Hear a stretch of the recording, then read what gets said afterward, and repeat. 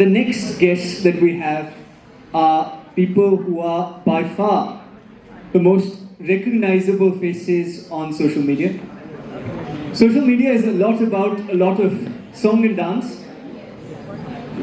Social media is about a lot of song and dance, but at the same point in time, there are a few who make a lot of difference on social media by using that as a platform which is beyond just entertainment.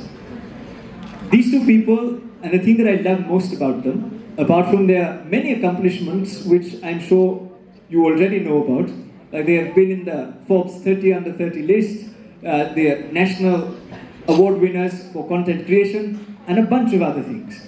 But the thing that I'm most proud about is the fact that they instill Indian-ness in everything that they do. And they're patriots above all. And that's the reason why, at I.I.M.U.N, where we hope to unite the world the Indian way, it gives me great pleasure and privilege from the long list of social media influencers, many who agreed to come as well, that we were very lucky to invite them, and they were very gracious to accept. In the series that's called I.I.M.U.N Role Model Series, nobody better to help build conscientious young leaders whose heart beats for India than the two people that I talk about, Abhi and you. Thank you for coming.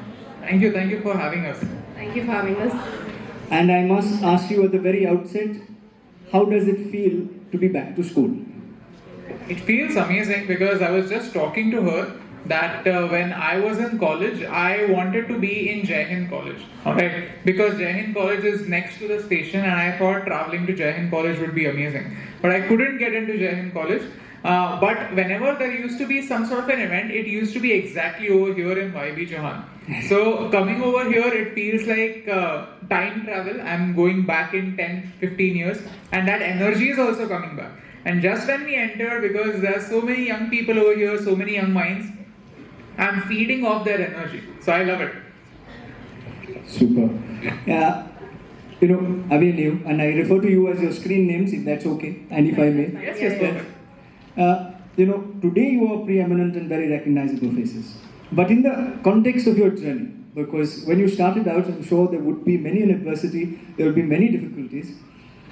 How should a young person, and especially in the world of so many opportunities, myriad of plethora of possibilities, how can one actually find their calling? And is it important at 15, 16, 17 and 18 to truly find their calling? Or is it okay to, you know, do a bunch of things and then later on in life find their way?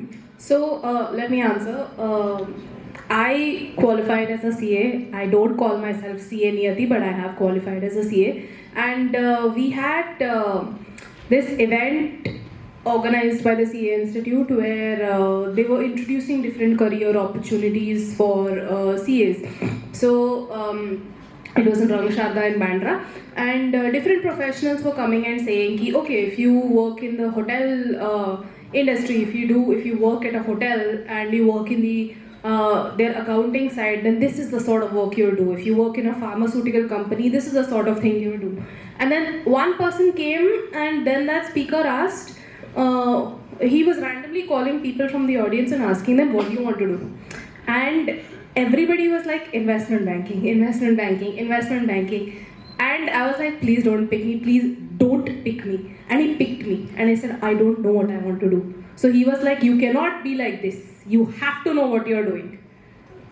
So, and I was like, that's not necessary. Because at that point of time I had qualified as a CA. I was also working as a virtual assistant with the companies in the US.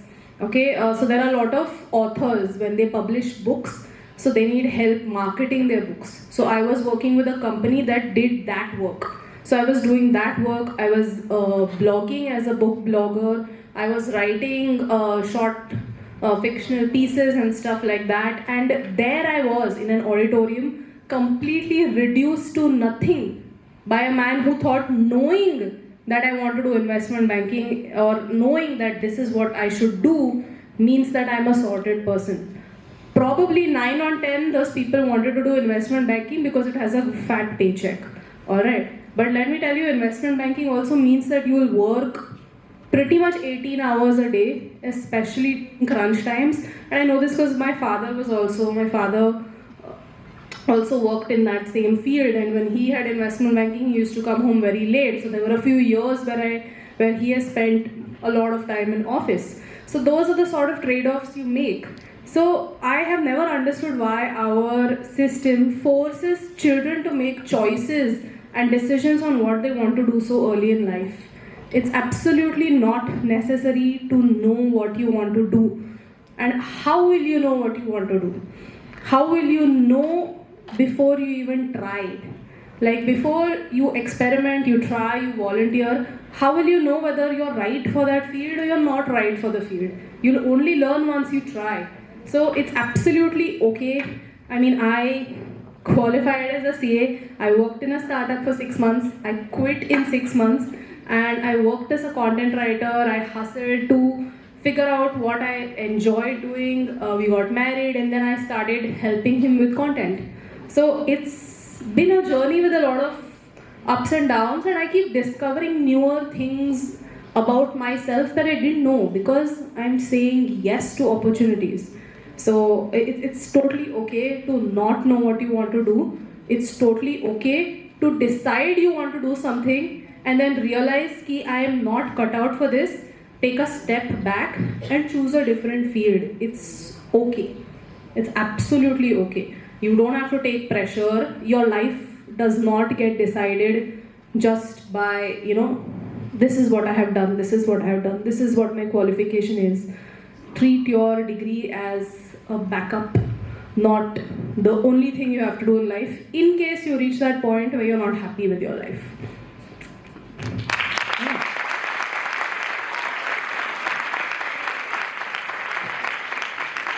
And that's the round of applause you're getting because they're going to take this reel and show it to their parents. But I'm serious. No. I mean, like whenever you guys finish with school and you're in college, that's the time you have to experiment and do as many things as you want. Get into organizing, see if you can do internships, see if you can volunteer somewhere. Do multiple different things so you discover what you want to do. Because academics are important. I'm not going to say they are not important. I've been a topper student my entire life. I'm a nerd. I love studying. When exams get done, I feel depressed. I am that sort of a nerd. And I am telling you that results are not the only thing. Your results will get you into a good college. I have filled only one college form after I passed 10th and one after I passed 12th. Okay, I got into I.I.M.U.N college, I filled only one form, I was there in the first list. After I passed 12th, again I filled only one form and got into I.I.M.U.N for BCom. Okay? Okay, let me interject and let me give another perspective. So in 10th standard, I scored 91.53. Alright, and I got into I.I.M.U.N college by 1 mark. Alright. I got into the college by 1 mark. Had I scored 1 mark less, I wouldn't have got into that college. I wouldn't have done RCNM and I wouldn't have met her. Alright. So, whatever I am right now is because of that 1 mark. Alright. So, please don't take the wrong message. No, Every mark is important. Results are important. They are not the only thing, but they are very important. It gets the right doors opened, but that's it. It will open doors for you. The rest of the work you have to do it yourself. We have 2 Devi Vishwakumars now, or 2 Hermione Grangers, and we have 1 Ron Weasley. So, I must ask the 2 of you. In school, there is a lot of challenges that we face in terms of dealing with people. Sometimes we are paired with people that we don't like in school projects. Happens. And then in order to navigate that is a complex thing. When they participate in events and conferences, you get countries that you don't like and you need to somehow convince them. Even content creation is much like this, that you have to get along with people in order to produce the eventual result. There are surely one-man armies, but in your case, I'm sure that it's the 2 of you. Of course, we have to deal with a lot of people, even outside the organization. Like, we live in such a field that although you might think that we work alone, we are our own boss, but that's not the case. We have to work with brands, we have to work with agencies, We have to collaborate with some people. We have to collaborate with other creators. We have to deal with their managers. And this clash is going to happen. So you can continue. Right. So in a day and age where it's difficult in order to convince people, not for any other reason but the fact that, as I call ego, everlasting gory overconfidence, where that is something that's more predominant in people. How do you navigate convincing somebody that you don't like, who's highly egotistical, who might be narcissistic, and you have to work with that person for the project and make sure that you don't go complaining to the teacher every minute? So I'm sure that there have been situations like that. How important is teamwork in that context, and how do you manage to convince those people? I have a simple way to get out of it, or way to deal with this, is that I don't try to convince people. It's okay, it's completely okay to agree to disagree. It's completely okay to be in the same room where you don't agree with every single thing that the other person is saying, and that person does not agree with every single thing that you are saying. But both the people should be of the same wavelength to understand that it's okay to not be 100% agreeable on one particular point, as long as all of us are working in the same direction. Yeah, and the other tip I have is, look, if you know the other person is just using too much ego, if the other person is just kind of acting like, just figure out how long you have to work with the guy. Yeah, I mean, the guy, girl, the best thing with that person.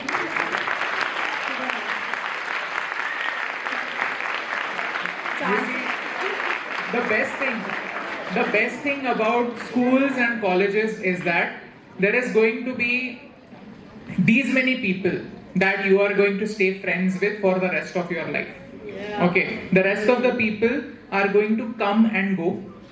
So you don't have to worry about those other 95 people. Yeah. You see, what happens is, I realized this in college, that I was trying to impress all those 95 people that don't like me, that don't appreciate my work, and during that time I was ignoring the 5 people who do like me. So I was doing sort of injustice to the people who were my true friends. I was not giving them time because I was busy in thinking about the people who disagree with me, who don't like me no matter what I do. And during events, that is what I was doing. I was trying to do their job so that I am more likable, I make more friends. So the objective should never be making more friends. It should be to make deeper friendships. So whoever you are friends with, count those people who will do anything for you, and then try to develop deeper friendships with them. That's my advice.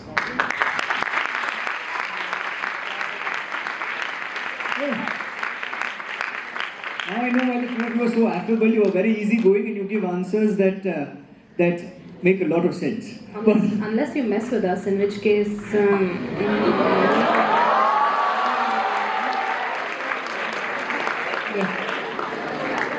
The good part about being on the I.I.M.U.N stage is we like the left, the right, the center. As long as there is India in it, we're good with everybody who comes on stage. And there's India intrinsically in you. And to that end, Abhi mentioned something very interesting, and he said something about people and people having a profound impact on you. He said the 5 people around you are the 5 friendships that you will carry. My late grandfather used to keep telling me, saying, Rishabh, you're the sum totality of the summation of the 5 people that are around you. But apart from the 5 people that are around you, there's also a lot of impact that is made by people that you look up to. There's a lot of them that look up to you, as is clearly evident and visible. And at the same point in time, I'm sure you may have had people whom you would have looked up to. My question, therefore, is how should one choose a role model? Have you had a role model? And what has that person taught you? I feel I used to have this question a lot. In fact, the whole reason why we started 100 Reasons to Love India is that whenever I used to get this question, who is your role model in school, I used to have very few options. Okay, I would say some cricketer at that point of time, Sachin Tendulkar was playing. So then my answer would have been Sachin Tendulkar. If I was feeling a little ambitious, then I would say somebody like Dhanraj Pillai. Although I have not watched hockey at all, but then just because it would give me more marks in school essays, I would say something like that. Or otherwise, I would go with APJ Abdul Kalam, because in a lot of guides there were model essays of APJ Abdul Kalam sir. Or otherwise, I would just say my parents. But the whole reason why we started 100 Reasons to Love India is that there needs to be more role models. Because I believe that the more you study about one particular person, the more you realize that no single person is perfect. A lot of people consider Steve Jobs as a role model because whatever he has done in the field of tech. But his personal life was completely in a mess. So there is no one person who has done everything perfect in his life. There are no gods in real life. So then you don't have to pick and choose one particular role model. If you like something about one particular person, pick that particular thing and create your fictional role model in your life. A lot of times I have role models from fiction. In fact, I have watched this series. The series is called This Is Us. Has anybody watched that series? I guess you guys are too young for that. Do you guys play video games? On mobile or on PC? Listen, The people who... Okay, nice way of telling them how old you are. okay. So there is this game called Red Dead Redemption 2. Has anybody played that game? The Red Dead Redemption 2, has anybody played it? Okay, so Arthur Morgan is my role model. Okay, so the people who know, they know. If there is one game that you should play in your life, that is Red Dead Redemption 2. Alright, so choose your role models from any walks of life, even if they are not real. Pick the things that you like and try to be like them. So then you will be a better person. So yeah, that's my thing. There's something to learn from everybody, and that is essentially the moral of the story. And one should try that video game if one hasn't. Also, yes. But the two of you have done much more than create social media content. You've created an institution called Teachable. Were essentially in India's first brain gym, where your hippocampus is trained as your muscles are. Is the tagline, if I'm not wrong.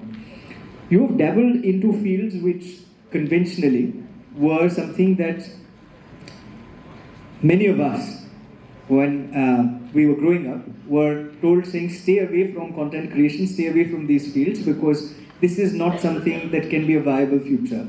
Sorry, I'm going slightly outside syllabus, but it's a very important question to ask because many young people also face the same notice, that stick to the more conventional careers. Like you've done your chartered accountancy, I was made to also do CA and CFA and all of those kind of things. And say that these are the things that one must do and not necessarily pursue something as unconventional as you did. I know this might be very cliche in asking, but I think it's a pressing notice, like I said. What would you tell the educators who are sitting out here, more than the students who would be ecstatic, I'm sure, at hearing your answer, as to why is it okay to be a social media content creator? Every time somebody asks me this question, why should you be a content creator? I say don't be a content creator. So that's my answer. Because a lot of people do things for all the wrong reasons. People would want to be a cricketer not because they like playing cricket. They want to be a cricketer because they see the success. They see the ultimate result of whole Nariman Point being filled with the people just to see a glimpse of them. But what they don't see is that after winning that World Cup, everybody fell on ground. Because that was the pent-up frustration, all the hate that they were dealing with alone without sharing it with anybody for years and years. So a lot of times we fall in love with results. That's the same with content creation as well. You see a tiny slice of your favorite creator's life, and that is usually the success part that you get to see. That, oh, this guy has so many subscribers. Oh, this guy got this particular sports car. oh, this guy got 25 crores ka house. So these are the things that you see. But there is a lot that goes behind it, and a lot of people are not prepared to put that effort. So that's why she says that if anybody asks me that why should I be a content creator, then I say don't be a content creator, because chances are you will try to get into this field by looking at all the wrong things. You cannot be seduced by the results. You have to be in love with the journey. And only if you are in love with the journey, you'll ultimately find happiness. I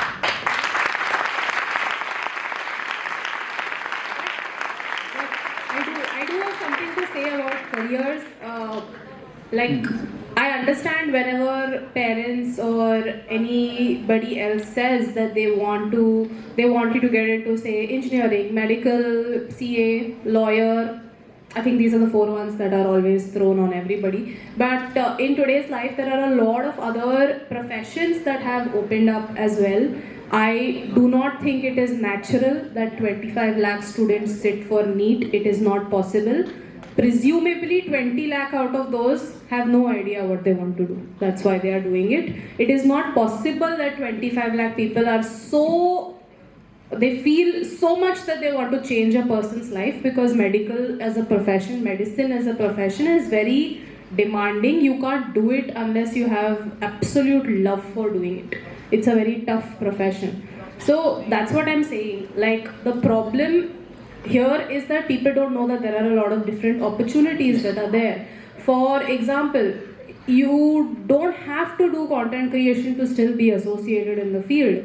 A lot of content creators require services like video editing. A lot of them require services like shooting, like our session is being recorded. So good technical knowledge about shooting, about branding, about PR, about communications. These are all allied fields that work in conjunction with the content creation field. Similar to that, website development, sales, all of these other fields, project management, all of them work together. So these are the other fields that are also available for you. You don't have to, just push your mental health off Mount Everest just because you want to be a content creator. You can just be a video editor or a strategist or some other allied field and then experience it from afar. And then take your leap if you want to. So all of these fields are there. A lot of this information is out there. I would strongly suggest that everybody spend time on looking at these professions and with your parents. So your parents will probably know of the things that were great when they were young or when they were growing up. That is not necessarily the case right now. So things are different. So there are a lot of these other professions that. Okay, I just have to add one small bit for what she says. All right. So what is the average age of the room right now? Like 13, 14? 15, 16. Yeah, 16. All right. So but teenagers basically. So when I was a teenager, I used to think that my parents don't understand me at all. How many of you think that your parents don't understand you? I'm still raising my hand because I still feel my parents don't understand. Okay. Wow, a lot of people. All right. A lot of people are honest. The rest of them are a little hesitant because they are sitting close to the teachers and everything. All right. But I still feel that parents don't get me. I see you guys lying. I see y'all lying. But when I'm 30 and I'm going to turn 31 right now. Okay, listen to this. When I'm 30 and I'm turning 31 right now, I have realized that parents are not the villains of your life. Alright? Parents are biologically programmed to love you. Alright? But with that, they also don't want to see you fail. You have to realize, you have to be the mature ones to understand that to progress in life, you have to fail. If you want to learn how to swim, you should be ready कि मुंह में नाक में पानी जाने वाला है, ठीक है? Your parents sometimes are extra cautious. At one point, you will grow up and you will realize that when are they right and when are they not right. This distinction The moment when you will learn this, it doesn't matter what your age is just a number. The moment where you can rightly take that decision when to listen to your parents and when not to listen to your parents, and more importantly, take responsibility for whatever the outcome is, at that point, you grow up. Alright? So, do that. Learn to understand.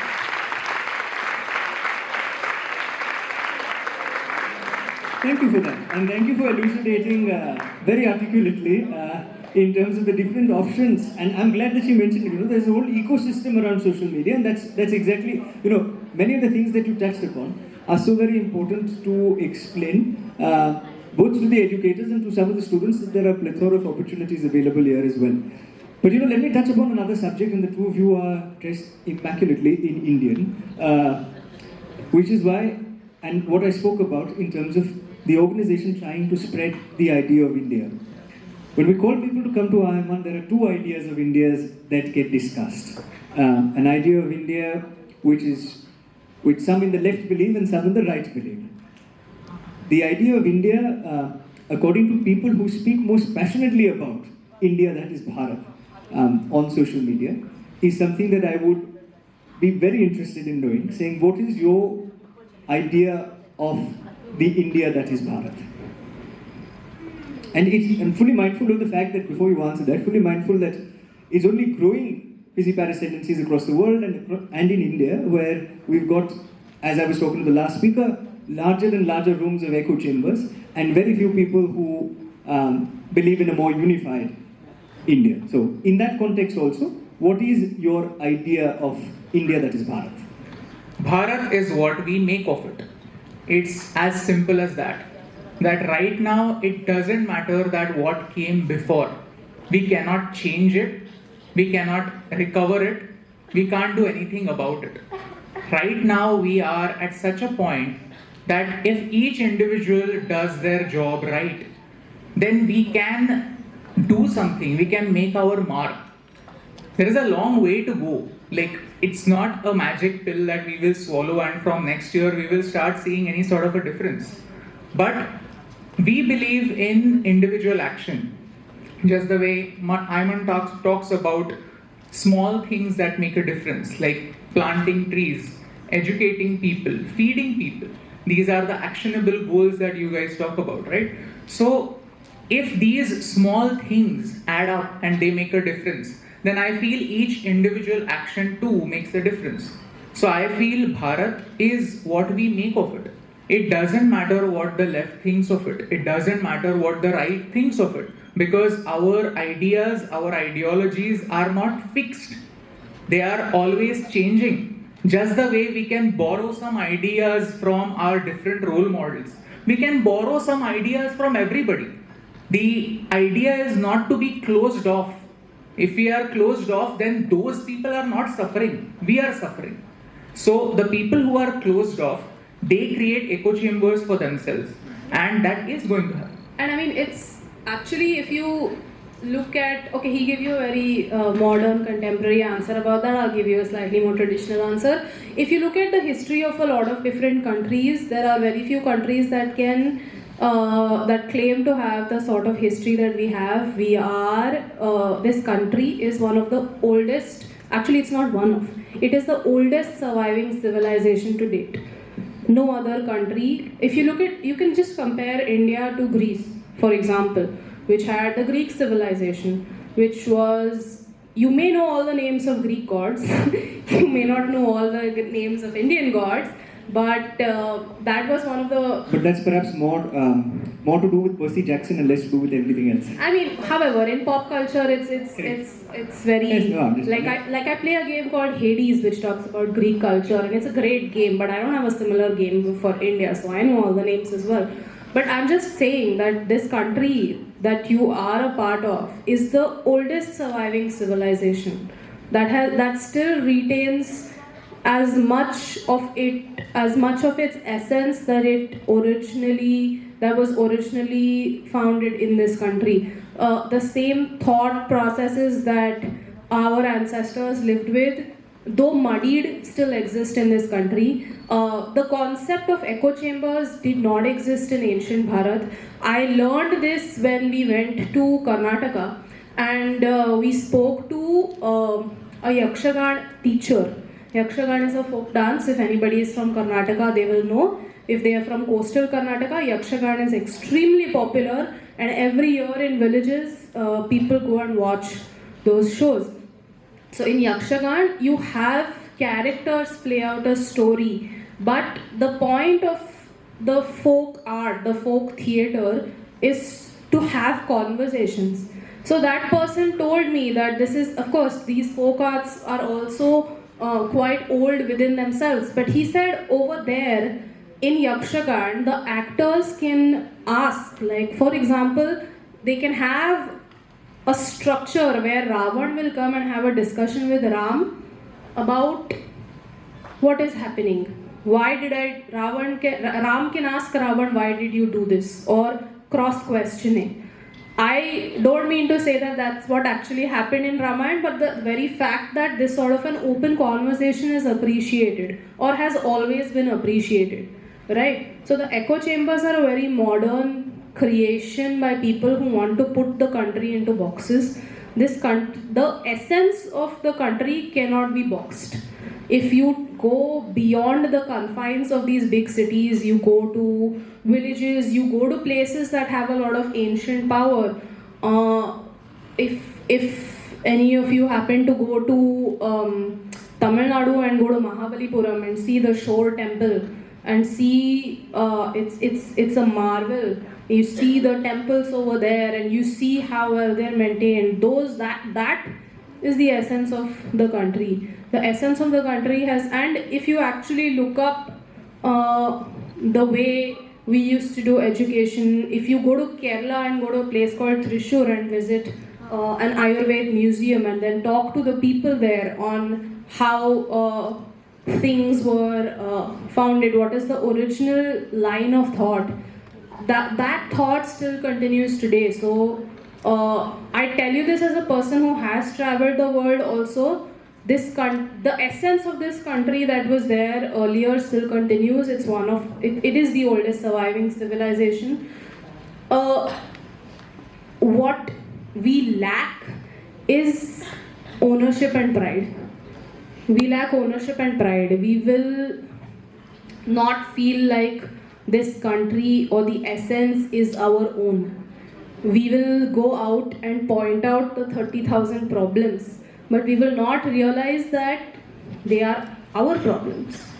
It is our job to fix them. It's our job to make sure that the flame continues burning, that the essence continues to get passed on without getting boxed in all of these chambers, right? So that's what. Yeah, and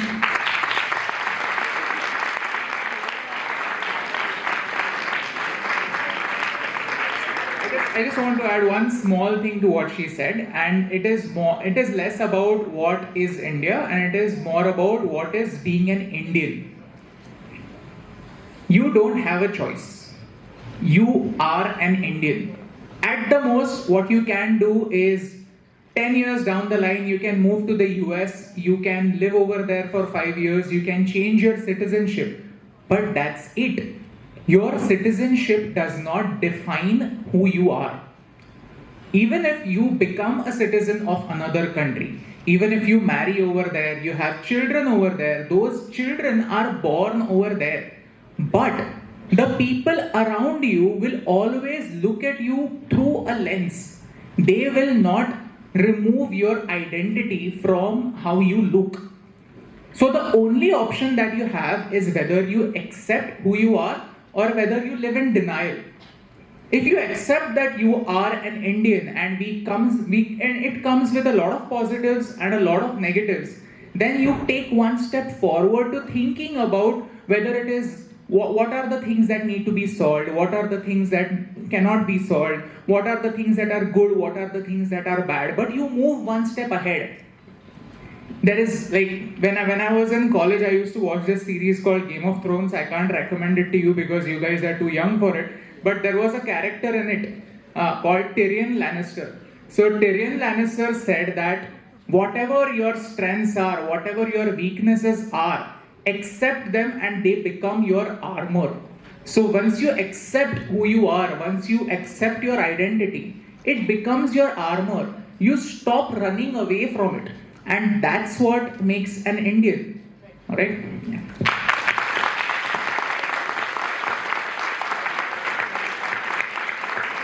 That's coming from all the Game of Thrones fans. No, I'm just joking. It's a school. Show. Yes, it is. I'm just coming back to the last. Yeah, no, of course not. But coming back to what is my last question to you, because I know that you're always keeping the flag of Bharat running, flying high, and you have many commitment, and therefore this is a small rapid fire that we do at the end. By now they're used to the rapid fire.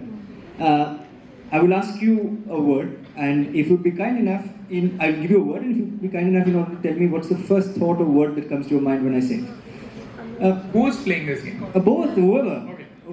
The winner is, the hamper has to go to the same house. Alright. So when I say least favorite subject in school, Actually, geography.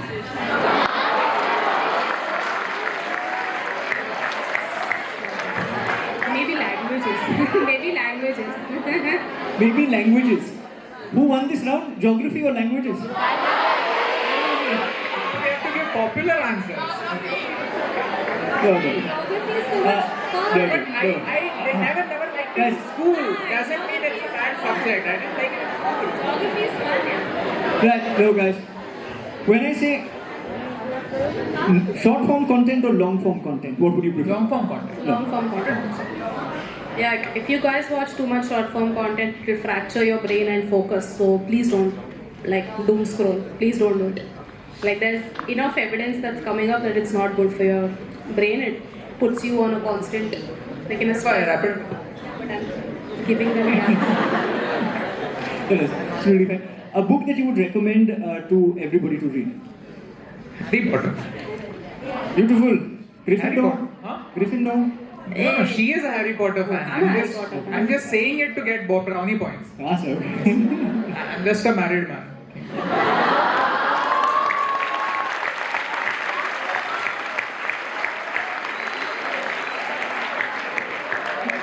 Harry Potter, alright. And when I say the word youth, what's the first thought that comes to your mind? energy. Yeah, energy.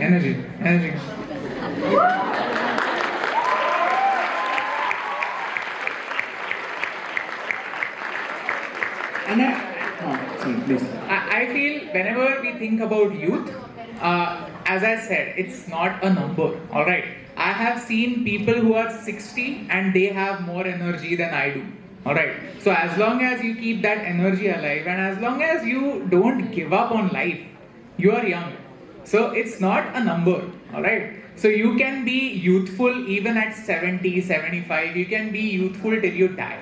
So be youthful, be energetic and don't give up on life. Yeah.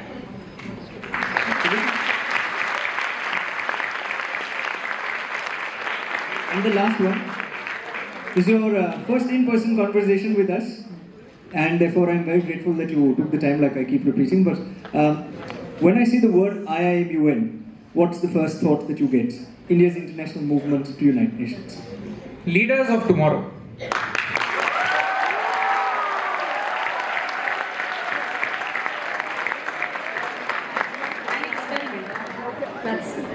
My word was an experiment because it's an whenever all of you all are doing work over there and choosing a country and doing all of that, it's all an experiment. So.